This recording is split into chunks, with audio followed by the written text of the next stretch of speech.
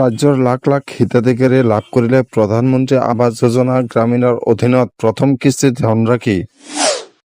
প্ৰধানমন্ত্ৰী আৱাস যোজনা গ্ৰামীণৰ অধীনত মুঠ ৩,৮৮,৩৫৮টা গৃহ নিৰ্মাণৰ অনুমোদন পত্ৰ বিতৰণ কৰে চৰকাৰে।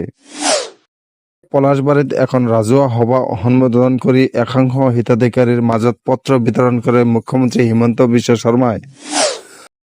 লগতে আগন্তুক সময়ৰ বাবেও বহু প্ৰতিশ্ৰুতি প্ৰদান কৰে। শৰ্মাই কয় যে চৰকাৰে আগন্তুক সময়ত ২৬ লাখ PMAY ঘৰৰ লক্ষ্য সম্পূৰ্ণ কৰিব। তেওঁ কয় যে আৰ্থিকভাৱে অনগ্ৰসৰ লোকৰ নিজা ঘৰ থকাটো নিশ্চিত কৰিবলৈ ১৫ লাখ অতিৰিক্ত ঘৰ প্ৰদানৰ পৰিকল্পনা হাতত ল'ব চৰকাৰে। এয়া এবাৰতে সম্ভৱ নহয়, যাৰ বাবে পৰিকল্পনা অনুসৰি অসমৰ প্ৰতি দৰিদ্ৰ লোকক ঘৰ প্ৰদান কৰা হ'ব। শৰ্মাই কয় যে প্ৰধানমন্ত্ৰী নৰেন্দ্ৰ মোদীয়ে তৃতীয়বাৰৰ বাবে প্ৰধানমন্ত্ৰী নিৰ্বাচিত হোৱাৰ সময়ত প্ৰতিশ্ৰুতি দিছিল ৫ কোটি ভাৰতবাসীক প্ৰধানমন্ত্ৰী আৱাস যোজনাৰ ঘৰ দিব। যোৱাকালি সেই প্ৰতিশ্ৰুতি বাস্তৱত ৰূপায়ণ কৰিবলৈ আগবাঢ়িছে চৰকাৰে। ইতিমধ্যে অসমত ২০ লাখতকৈ অধিক লোকে পকী গৃহ লাভ কৰিছে।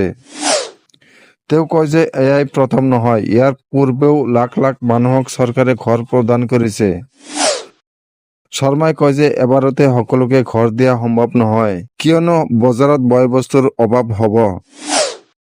লগতে দামো বৃদ্ধি হ'ব, যাৰ বাবে চৰকাৰে পৰিকল্পনা অনুসৰি হিতাধিকাৰীক ঘৰ দিয়াৰ বাবে আগবাঢ়িছে।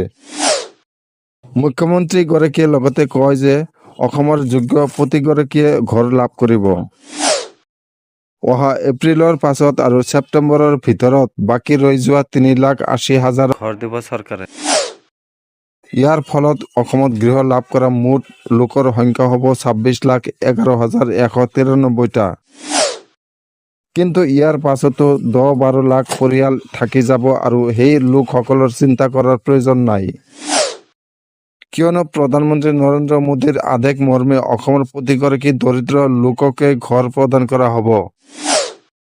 হিতাধিকাৰীসকলৰ একাউণ্টত যোৱাকালি প্ৰথম কিস্তিৰ ধন সোমোৱাৰ কথা উল্লেখ কৰি শৰ্মাই কয় যে যোৱাকালি প্ৰথম অৱস্থাত হিতাধিকাৰীসকলক একাউণ্টত ৩৫,৫০০ টকা সোমাব আৰু প্ৰথম কিস্তিৰ বাকী ধনখিনি কাইলৈ বা পৰহিলৈ সোমাব। পৰৱৰ্তী সময়ত নিয়ম অনুসৰি বাকী থকা কিস্তিৰ ধন সোমাব বুলি কয় মুখ্যমন্ত্ৰীগৰাকীয়ে।